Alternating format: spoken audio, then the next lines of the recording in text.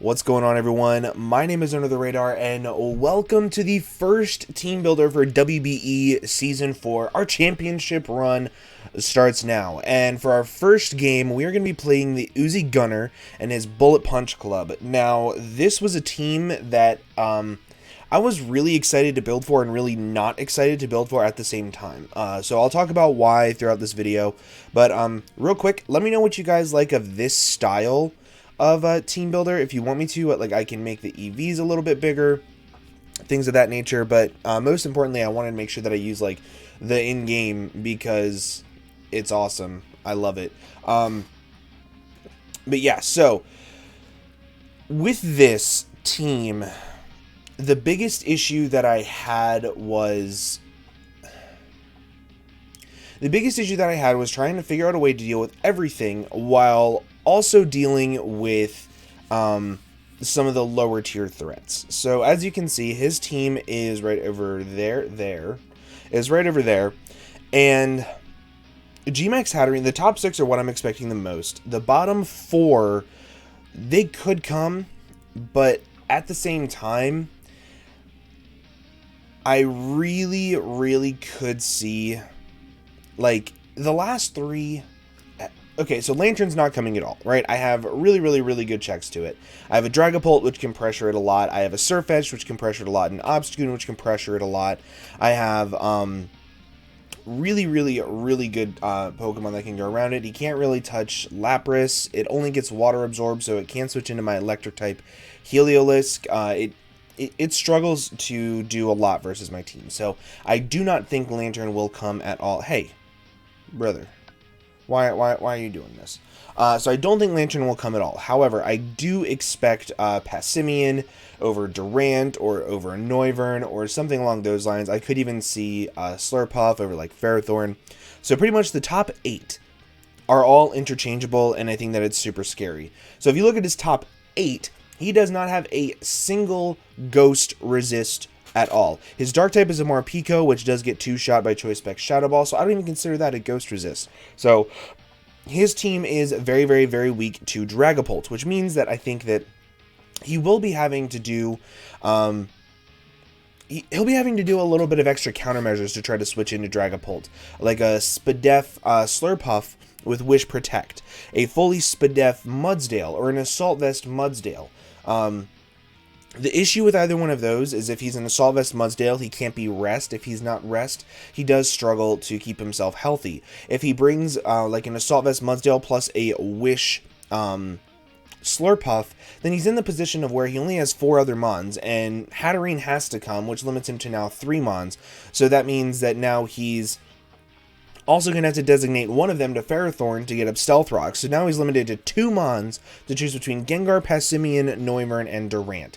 And I think that would really limit a lot of his team builds, and I don't think Uzi would want to do that. He's a good player, so I think he would want to try to do as much as he can to optimize his six Pokemon. So I could see a Rest set, but like then it would limit him to one offensive move, which would be Earthquake, and then he can't touch a couple of things on my team. Like, really complex builds on his part, really difficult for me to build on my end because I do not have a good switch into Durant. I don't have that good of a switch into Gengar or Passimian. So this matchup I think is pretty balanced, truth be told, but I think I am a little bit in the under because he has G-Max Hatterene, which is a really big offensive threat versus my team.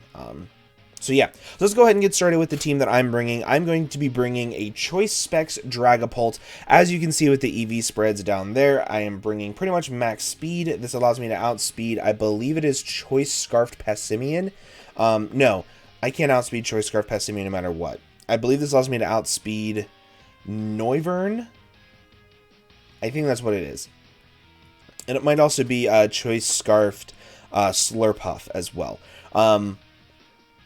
Yeah, I think that's what it is. But it allows me to outspeed everything on his entire team naturally outside of Scarfers, meaning his only reliable way of killing this is with a Choice Scarfer. Also, once I reveal the 6 that I'm bringing, I do kind of sort of want to take a second and talk about I did make a bunch of changes to this team, and there are, out of my 10 Mons, I had 9 of them on this team at one point in time. So very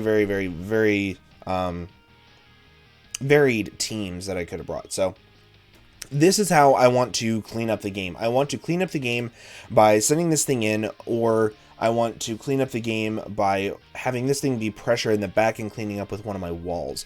That is how I picture this, but a lot of his team just doesn't take Shadow Balls well, and as you can see by my coverage moves, I have Shadow Ball, Flamethrower, Surf, and Draco Meteor, which is really, really cool.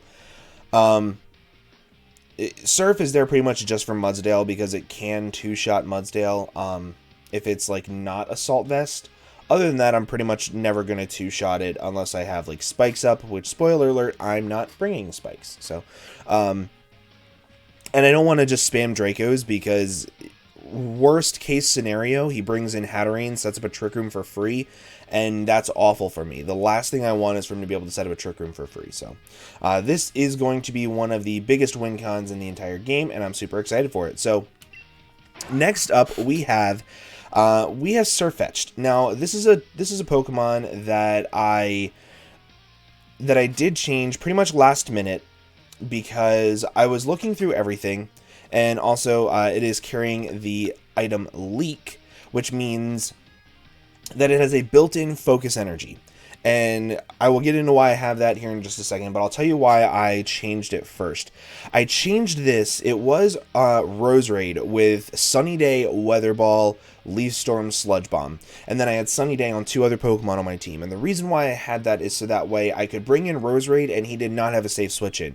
If he brought in Ferrothorn, I clicked Weather Ball and I O-coded. And everything else just absolutely hated Leaf Storm or Sludge Bomb. So, like, if you look at his team, he cannot switch into the combination of Leaf Storm, Sludge Wave, or Sludge Bomb, and then Shadow Ball, or Sludge Bomb. He just doesn't really want to switch into anything. So, I really like that set. But I changed it over for this set because getting up the Sunny Day, it lost me a lot of momentum in mocks. It lost me a lot of valuable turns that I could have used to pretty much just destroy my opponent's wall core. So I wanted to bring something that forced switches, and this is that Pokemon that forces so many switches.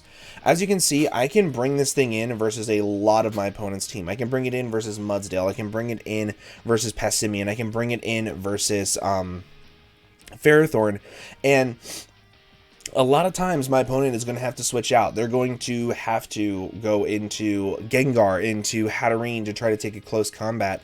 And so if I get up a sub, I can scout what they're going to do first, and then I can get off a free close combat, which with a Focus Energy does crit a lot of the time. And Focus Energy from the Leak. And the big reason why I wanted the Leak is because of Leaf Blade with the Leak. With the high critical chance ratio, it is pretty much always guaranteed to crit, pretty much always. And that means that Mudsdale's stamina boost is not that big of an issue for me because I can just crit it through its stamina boost, which is absolutely phenomenal. Poison Jab is there just for Hatterene. Basically, if I get a critical hit, everything on his team is one-hit KO'd by this Pokemon. The only exception is... No. I think the only exception is Noivern because I'd have to hit it with Poison Jab. The other big thing that I'll have to keep in mind is I cannot bring this thing in on Noivern. If my opponent switches into Noivern as I click sub, I can't stay in because they could be Infiltrator.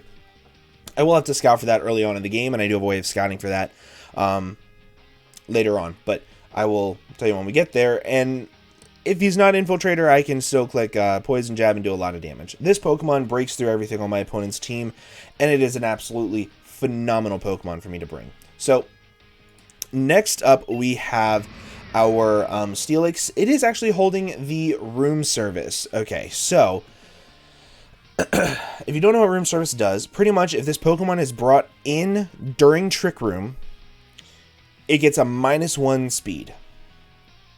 With my 28 speed IVs and a sassy nature, I guaranteed outslow Hatterene by 1 point.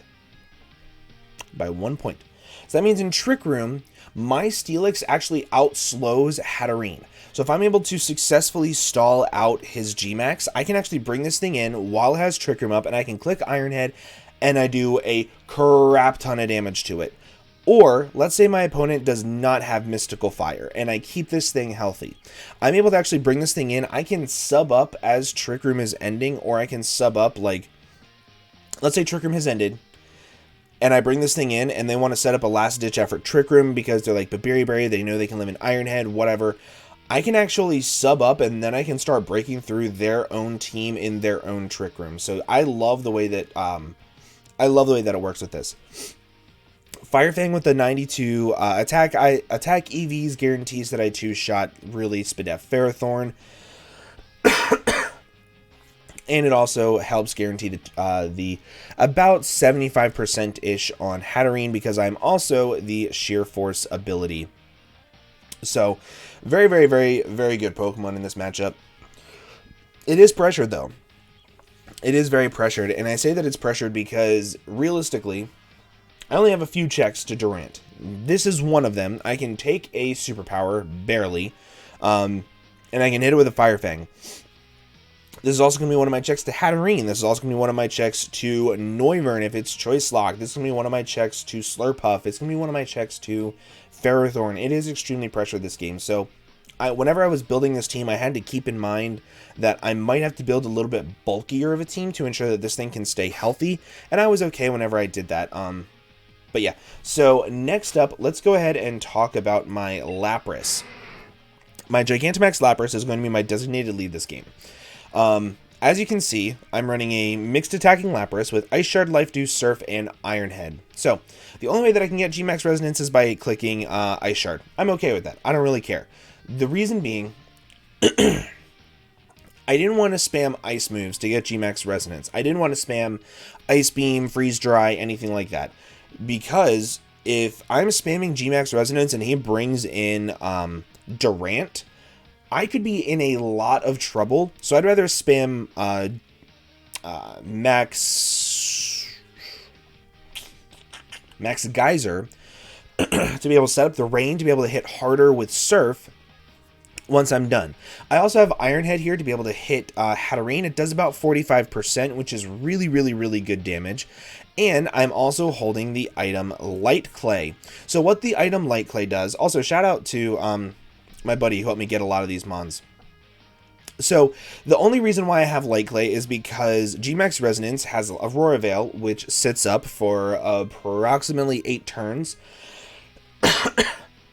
which is a really easy way for me to help make my Steelix last a lot longer whenever I'm trying to look at having it check a lot of other things.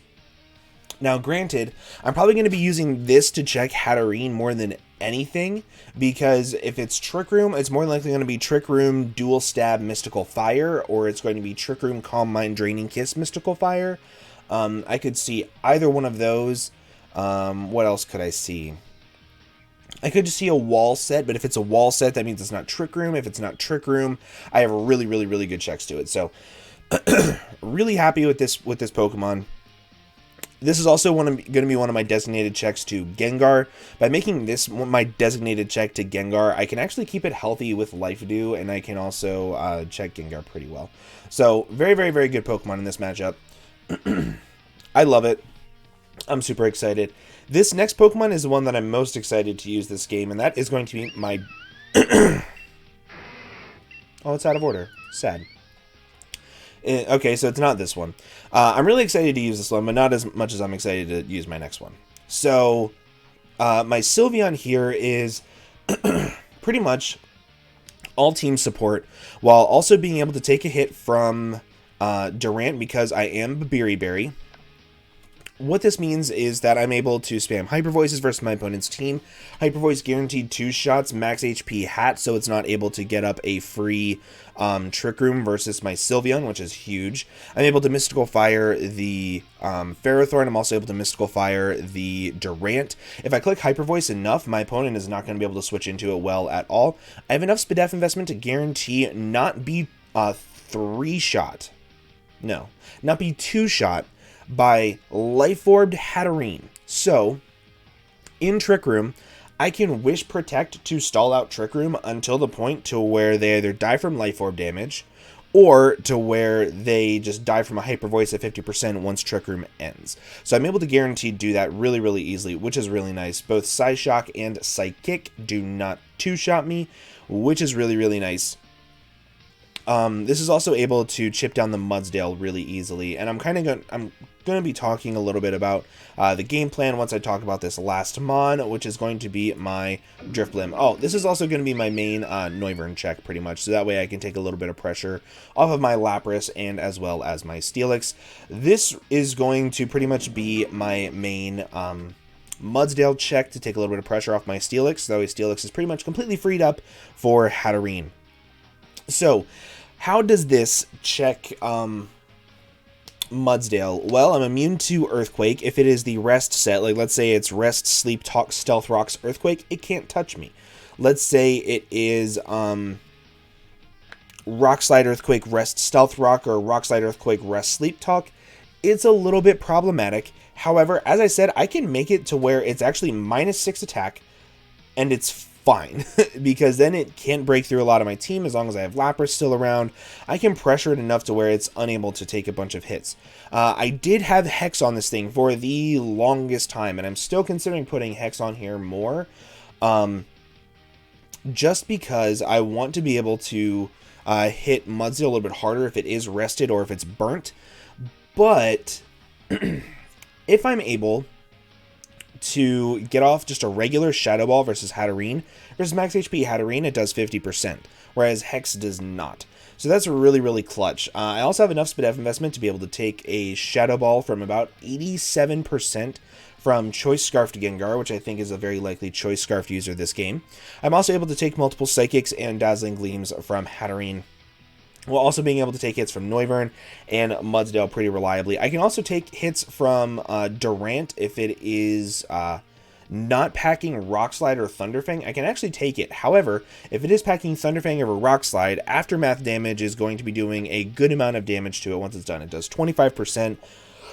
If he's Life Orbed, that's going to do a lot of damage. So I think that this has just overall really, really, really good it has really good defensive checks to a lot of my opponent's team. It can also pretty much never die from Passimian. It does have Defiant, so I can't Strength Sap it, but what I can do is I can Will-O-Wisp it, ensure that it can't do a lot of damage to me. And if I burn everything on their entire team outside of Hatterene, what I'm able to do is I'm able to almost always, because their team is very physically based, like, versus me at least, like, you have Durant, you have Ferrothorn, you have Mudsdale, you have Passimian. Those four are really, really physical based, which means that burning is really, really clutch. And if I'm able to do that, I'm able to pretty much just spam moves with my my Dragapult and my Sirfetchd. So the main the main idea behind this whole team is to use my Sylveon and my Lapras and my Steelix and my Drifblim to be able to wear down the walls of Ferrothorn and Noivern and get 50% off minimum. If you noticed, I said 50% a lot. That's because 50% is the barrier that I want to get to ensure that Hatterene can't set up a Trick Room for free, and 50% is what I consider to be for free. So, really, really big. And if I can use these to wear down the walls, then this I can use to bring in on one of those weakened walls. I can live a hit, I can go for Substitute, and then once I go for Substitute, I can start breaking through their offense. Or I can use this to break through their walls, and I can use my walls to break through their offense. Really, really good flip-flop mindset that I had whenever I was making this team. Just as long as I can have Dragapult clean up the game, I think I'm set. But I think that the main way that this team is going to work is using this to break through their walls and my walls to break through their offense. So that is the team. I hope you guys did enjoy. If you did, please make sure to leave a like down below for me. Also, I will be uploading the battle tomorrow. If you guys are excited, please make sure to leave a like. Also, leave a comment letting me know what your favorite Pokemon is on this team of 6. But with that, I'm going to go ahead and get on out of here. Thank you all so much for watching, and I will see you guys in the next video. Bye-bye.